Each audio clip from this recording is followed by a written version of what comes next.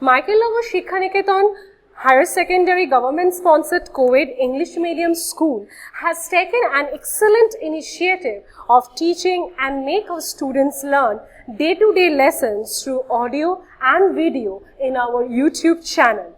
Teachers of all the subjects are working hard to enhance these online classes in the midst of this pandemic situation. It is a request to all the teachers, students and guardians to click the bell icon and subscribe our channel. Now we have come to the last part, that is industrial manufacture of some inorganic acids. So basically we use 3 inorganic acids like hydrogen chloride or hydrochloric acid, sulfuric acid and nitric acid. So let's start one by one. First, hydrochloric acid. As you can see, there is a chamber where hydrogen and Cl2 is entering through 2 different inlets, okay, and in this chamber H2 and Cl2 reacts, to form hydrogen chloride as gas, okay. Then this gas will be passed through this chamber, okay, and this is known as the cooling coil.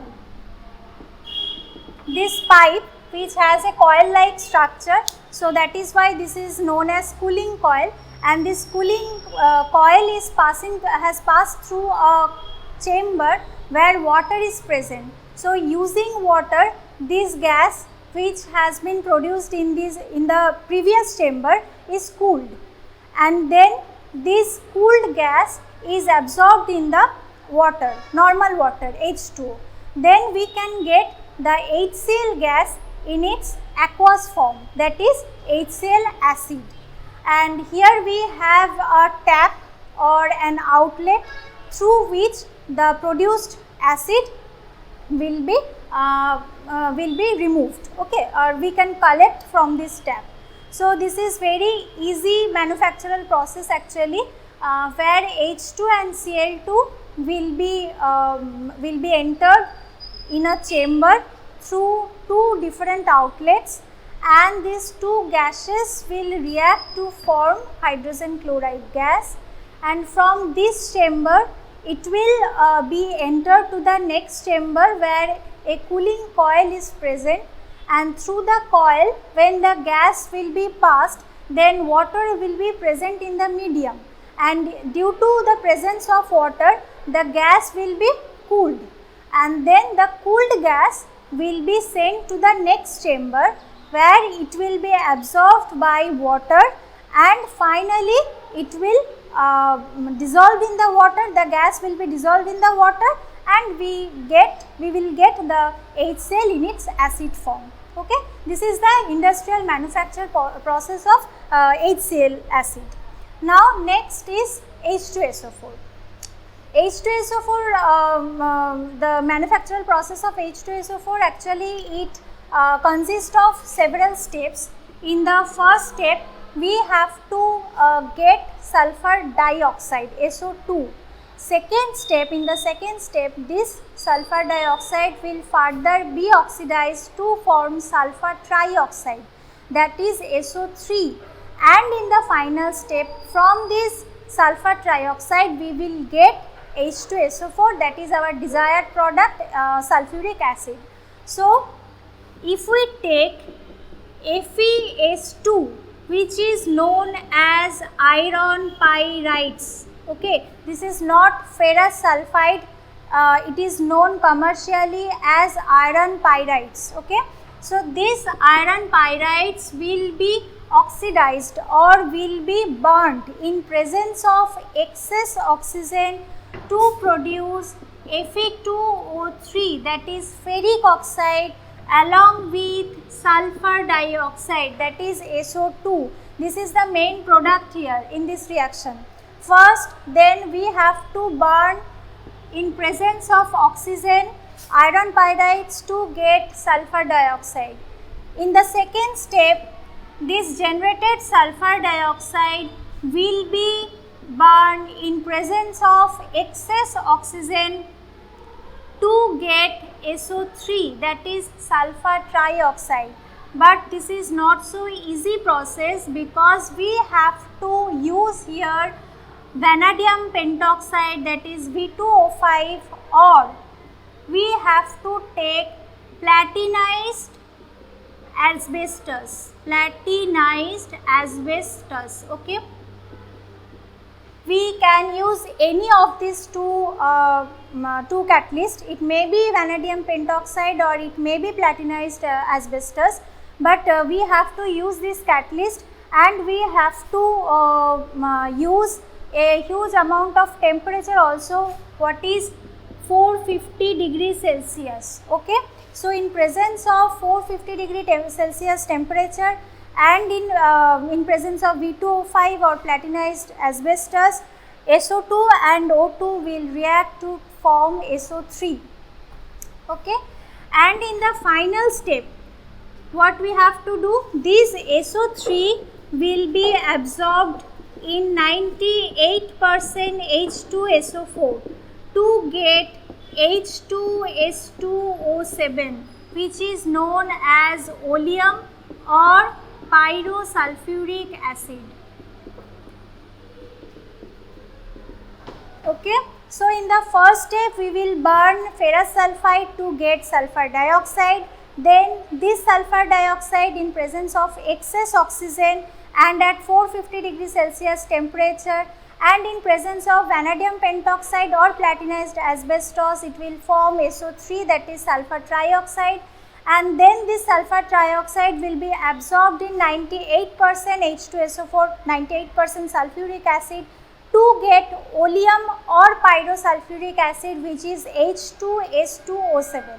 And this oleum or pyrosulfuric acid will help us to get the ultimate product, that is H2SO4, because diluting this oleum or diluting this pyrosulfuric acid, we will get our desired product, that is H2SO4. So here this second step, that is step number 2, where SO3 is produced, is the most important step, because here we have taken this catalyst, that is V2O5 or platinized asbestos, which is very much costly actually. Platinized asbestos is very much costly, so we use here V2O5 as the alternative, and along with this, platinized asbestos very fast, very quickly loses its activity.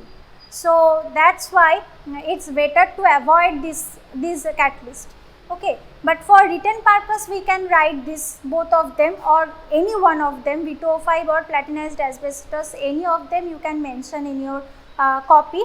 But basically we use this V2O5 because this is not so costly as platinized asbestos, and platinized asbestos very fast or very quickly loses its activity, which is not happen for V2O5. So we can easily use this vanadium pentoxide as the catalyst. And finally, this sulfur trioxide will be absorbed in 98% H2SO4 to get oleum or pyrosulfuric acid, and if we further dilute this oleum, we will get H2SO4. So this is the whole process for H2SO4 preparation. And one thing I want to mention here, this whole process is known as the contact process, okay, contact process of preparing H2SO4. And now the last one, that is HNO3, and the process is known as Ostwald process, okay. Preparation of HNO3, we generally do this using this process, that is Ostwald process. And what we have to do here, we take ammonia and we take oxygen gas in excess, okay, and it will give us nitric oxide, that is NO, along with some water vapor. Okay, here in this purpose we have to use approximately 750 to 900 degree or 750 to 850 degrees Celsius temperature, number 1. Number 2, we have to use some catalyst, what is platinum ware,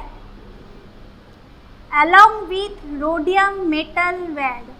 Okay, rhodium metal ware. Okay, this is the first step of the process where we have to take ammonia gas in presence of excess air and at the temperature of 750 to 900 or 750 to 850 degrees Celsius. We have to take platinum ware gauge along with rhodium metal ware. Okay, this sign, this slash signs indicates within the medium. We have to take both of them, platinum ware gauge as well as rhodium metal ware gauge. Okay, so it will get, we will get here nitric oxide, that is NO, and along with nitric oxide water will also found to be generated.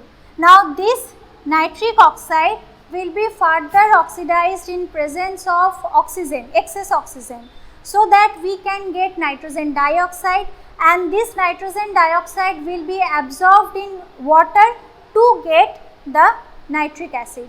So in the next step we can show 4NO plus 3O2 plus 2H2O to generate this HNO3, that is the ultimate product, nitric acid.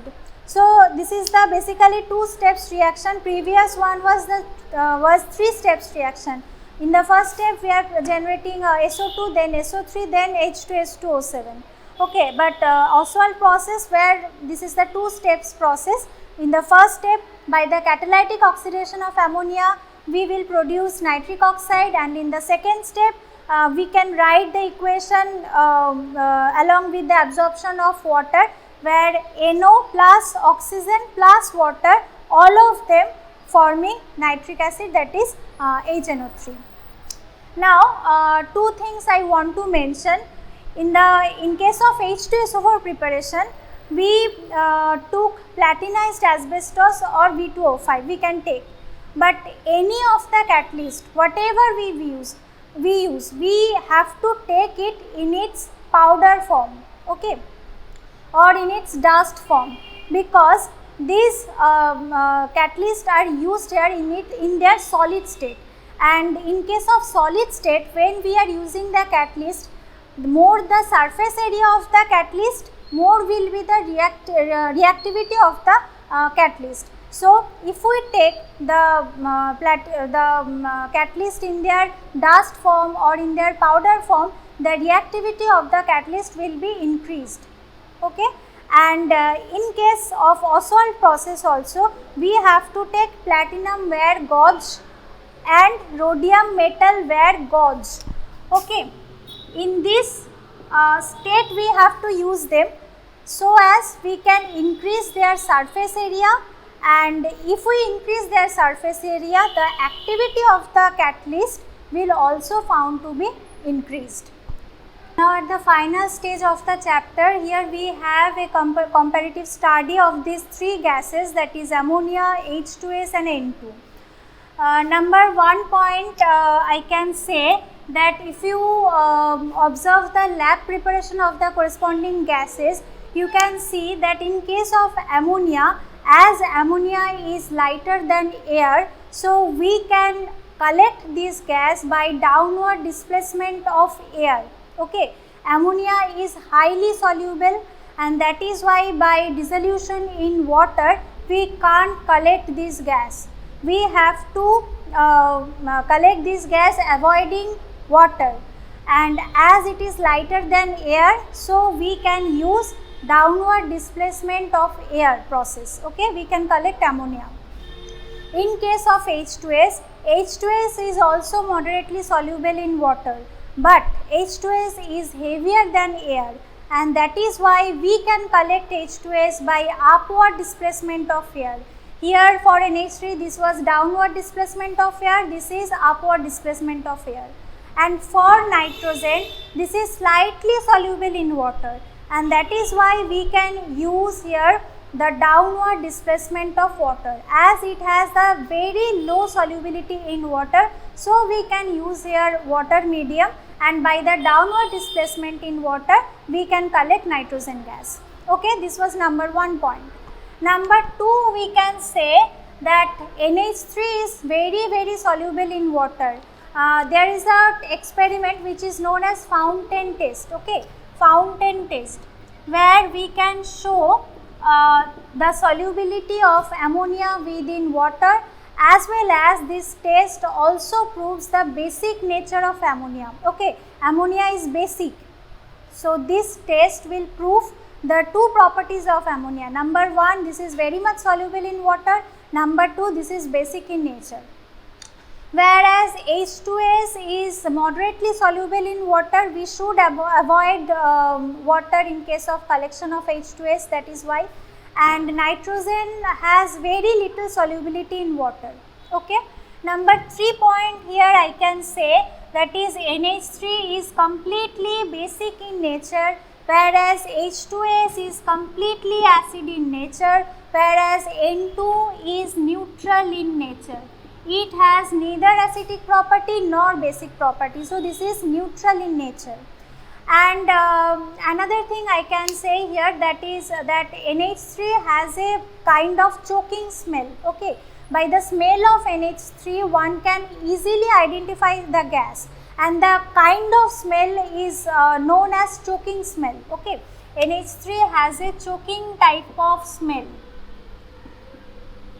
whereas H2S has a kind of rotten egg smell, okay. The smell we know here, H2S has rotten egg like smell, and whereas nitrogen has no kind of smell. This means that nitrogen is odorless, colorless, and basically neutral. It does not help in respiration also, but it is not poisonous too. Whereas NH3 and H2S, a little kind bit they are poisonous, but nitrogen neither poisonous nor important. Okay, so this was the comparative study of these three gases. And the last point I can say here, that nitrogen is very much inert also in nature, whereas H2S and NH3 are very much reactive with respect to nitrogen. Now the next thing is the preparation of urea.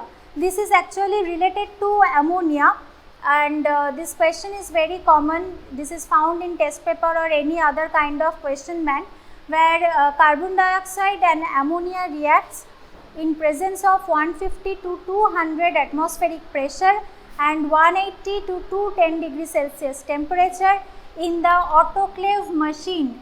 The instrument is known as autoclave, where this high amount of pressure and temperature can be created simultaneously. So the process can be continued in this instrument, that is autoclave. We will get this chemical compound first, which is known as ammonium carbamate, okay, NH2COONH4. This is known as ammonium carbamate. And in the next step, this ammonium carbamate will decompose to produce urea, that is NH2CO. Okay, this is the formula of urea, and it acts as the fertilizer. Urea is very much common organic fertilizer.